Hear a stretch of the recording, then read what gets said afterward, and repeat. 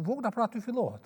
Po sigurisht ata po rrisin presionin, amerikanët e kanë rrethuar, Bombardimi i atyre skafeve të cilët për momentin ato janë gjëra kot. Janë vetëm shprehje e presionit.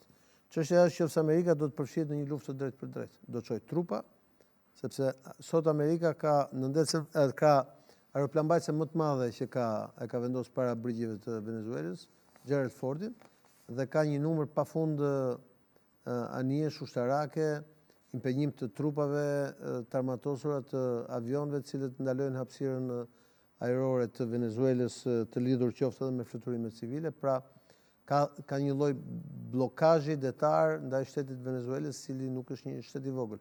Ki parasysh që Venezuela vërtet është një vend i pasur ekonomikisht, por njerëzit në Venezuelë nuk se jetojnë mirë. Pra amerikanët po mundojnë të shfrytëzojnë edhe këtë pjesë, por sikundër ka thënë. Sikundër tha ajo zonja që është një nga liderët e opozitës që mori çmimin Nobel, Venezuela sot është totalisht një aleate e Rusisë, Kinës, Iranit dhe të gjithë asaj atij koalicioni anti-amerikan që ne njohim BRICS. Kulla, mund të jetë një marrëveshje ndërmjet në ato që kemi diskutuar më herët që ndodhi në Alaska, ndërmjet dy presidentëve, ti merr Ukrainën, unë do marr këtë pjesën këne afër që më të kanë mua? Nuk bëhen kështu marrëveshjet, nuk kemi noda duke hëngër. Nuk është se janë bërë në kebaba, kupton, nuk janë bërë. Marrëveshjet bëhen mbas të interesave. Pikërisht. Por mund të ndajnë. Dhe unë nuk mendoj që ka një marrëveshje. Mund të ndahen. Unë nuk mendoj që ka një marrëveshje.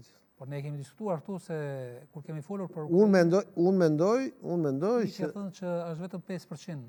Po sigurisht sepse janë pikat e tjera dhe kështu është vetëm 5%, por unë mendoj se si bëhet marrëveshja, si mund të jetë bërë marrëveshje. Po të sëroj. Unë mendoj se presidenti Trump i ka thënë presidentit Putin, ti ke drejt që NATO nuk duhet zgjerohet dhe të vinë në kufi. Dhe këtë e ka thënë publikisht. Paramasi që ke drejt ti që NATO nuk duhet zgjerohet dhe të vinë në kufi, kam drejt edhe unë që ju nuk mund të vini në kufirin tim.